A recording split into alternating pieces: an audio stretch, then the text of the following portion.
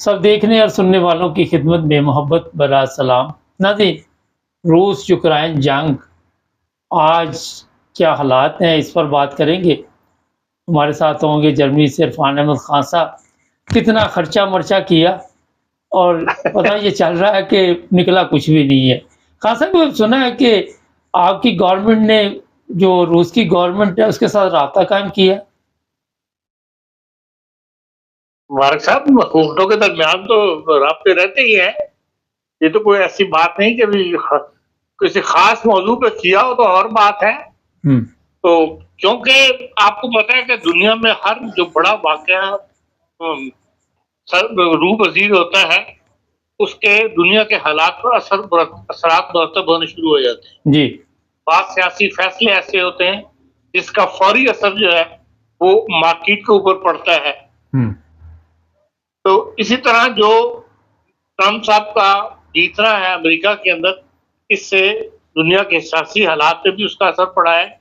वो अभी 2 महीने पड़े हैं उनके हलफ उठाने में, लेकिन जिस तरीके से उनकी जीत हुई है, जिस अक्सरियत के साथ वो दोनों ऐवानों के अंदर, कांग्रेस में भी सेनेट में भी आए हैं, उसके बाद उनके जिस तरह मजबूत हाथों के साथ वो हुकूमत में दाखिल होंगे, तो उस वजह से उसके असरात अभी से मरतब होना शुरू हो गए हैं।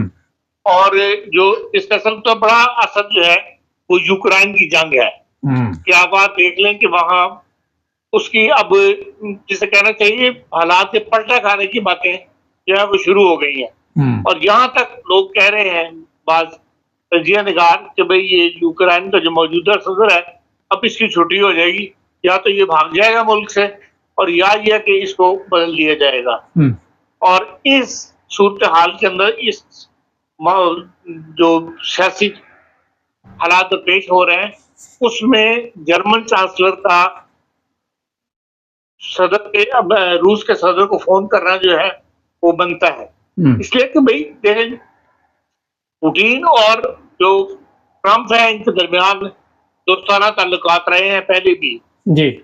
दोस्ताना ताल्लुकात से मुराद ये है कि वो टेंशन नहीं रही जो आमतौर पे दोनों बड़ी ताकतों के सरबराहान के दरमियान होती है। उस टेंशन से बचे रहे और अभी यही समझा जा रहा है कि ट्रम्प और पुतिन मिलकर जो है वो चलेंगे, इन मानों में कि भाई वो टेंशन नहीं होगी जो दुनिया के अंदर पैदा कर देती हैं बड़ी ताकतें के रवैयों की वजह से।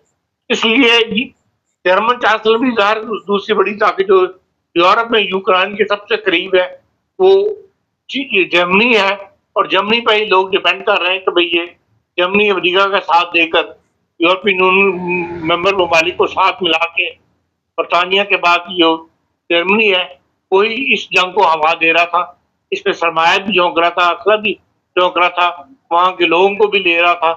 तो अब हालात होंगे बदल जाएंगे, इसलिए यूक्रेन के सियासी लोग तो जाहिर हालात के मुताबिक चलते हैं, जो ही तो हालात तब्दील होते हैं वो अपना रुख उस तरफ फेर लेते हैं। इसलिए अब जाहिर है कि पुतिन के साथ मामलात को जर्मनी जनवरी के एंड तक, 20 जनवरी से पहले पहले जो है वो नॉर्मल करने की कोशिश करेगा। और हम कह सकते हैं कि ये जो फोन कॉल की गई है ये इसका पहला कदम है। हाँ सर, आपकी बात दुरुस्त है, राब्ते होते हैं, मगर मेरा ख्याल है काफ़ी देर बाद आपस में इनका राब्ता हुआ है और कोई ऐसी भी बातचीत हुई है कि गैस पाइपलाइन और दूसरे मसाइल जो हैं, तो इसमें अमेरिका में तब्दीली आने के साथ साथ सब कुछ तब्दील हो रहा है। तो इतना बड़ा ये जो पैंडा किया, उसका फ़ायदा क्या हुआ? दुनिया का तो नुकसान हुआ ना बहुत ज़्यादा। देखिए, दुनिया का नुकसान भी कौन सोचता है, ये तो बड़ी ताकतें जो ये करना चाहती हैं, जो ये फैसले कर लेती हैं, उसके अंदर ये कर गुजरती हैं। ये हमेशा से हम देखते चले आ रहे हैं, पूरी पिछली तारीख आप देख लें। और जब 2 बड़ी ताकतें मिल रही हैं, बरतानिया और अमेरिका, तो फिर यूरोपीय यूनियन जो है वो आमतौर पर उन्हीं का साथ देने के लिए खड़ा हो जाता है, जबकि अवाम ने साथ नहीं दिया। तो इस मामले को जो हमने अपनी आंखों से देखा है, उसमें हम कह सकते हैं कि यूरोपीय यूनियन के किसी मुल्क ने की अवाम ने अपनी हुकूमतों का साथ नहीं दिया इन मामलात के अंदर, यूक्रेन की पॉलिटिक्स के अंदर।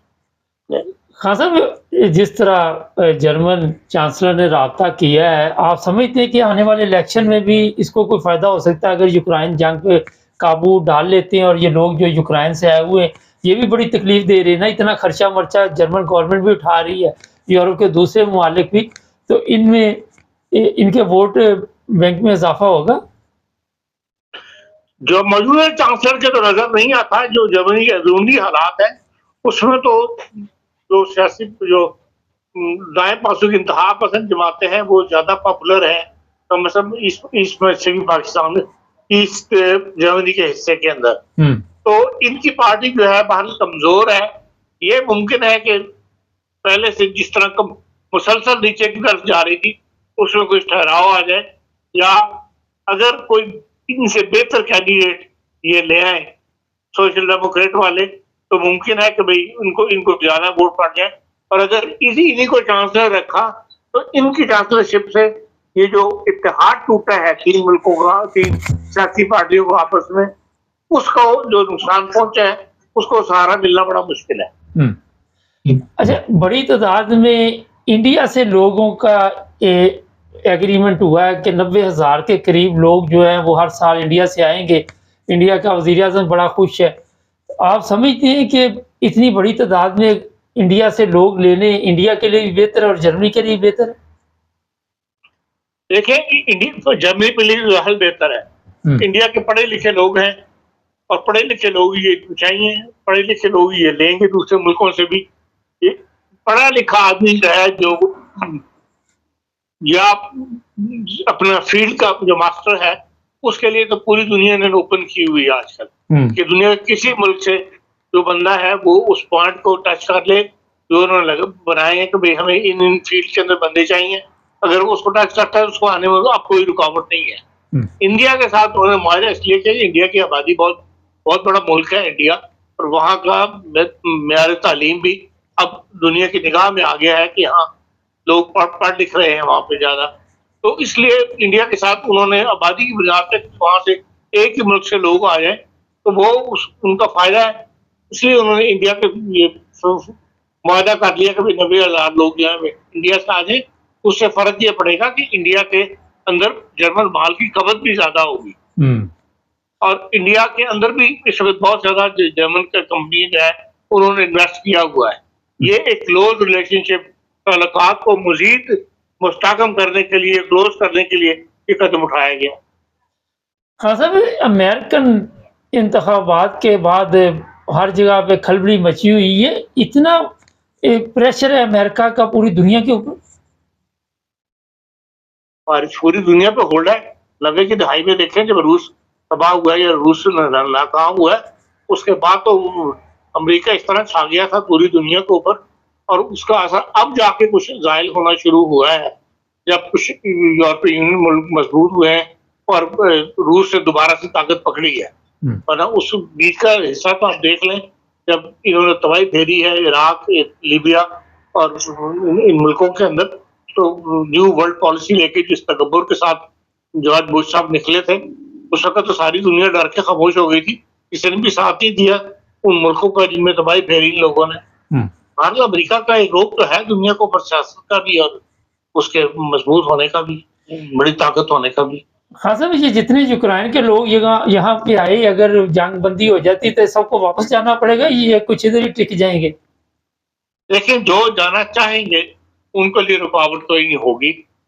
शुरू में भी जब 90 के बाद जर्मनी ईस्ट ब्लॉक खत्म हुआ है, ईस्ट ब्लॉक से बड़ी तादाद में लोग यहाँ आए थे, इसलिए कि वहाँ गुर्बत बहुत ज्यादा थी और ये सारे हुनरमंद लोग थे जो यहाँ आए थे।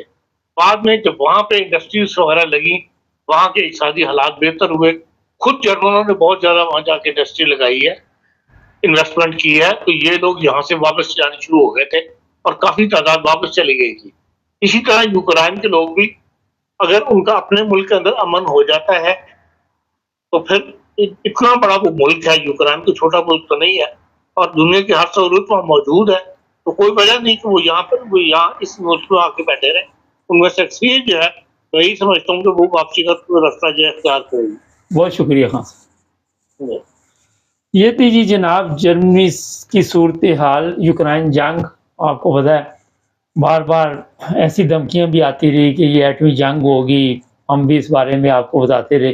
लोग खौफज़दा भी थे, पेट्रोल की कीमतें, गैस की कीमतें बड़ी ऊपर चली गई और दुनिया में जो सिस्टम था वो दरम-बरम हो गया। यूक्रेन में अभी खान साहब ने जिस तरह बताया बहुत बड़ा मुल्क है और बड़ी पैदावार वहाँ पे होती थी। अब नए सिरे से वहाँ पे सब कुछ होगा, लेकिन अभी ये नहीं पता कि कौन से मुआहदे होंगे। रूस कहाँ पे जाके तो वो कहेगा जनाब मैं ये इलाका लेना चाहता हूँ और कितना इलाका लेना चाहता हूँ, क्योंकि उसने भी काफ़ी मेहनत की है इस लड़ाई में। और देखने वाले या जो लोग भी इस जंग को देख रहे थे उनको यही पता चल रहा था कि इस पे तजारत का बड़ा रोज था, असला बड़ा बिका, इमदाद भी दी गई, वैसे भी फ्री खाते में बड़ा कुछ किया, यूक्रेन के लोगों को भी सँभाला गया। देखते हैं जब से ये दुनिया बनी है ऐसी चल रही है। चैनल को सब्सक्राइब करें, जुड़े रहें हमारे साथ।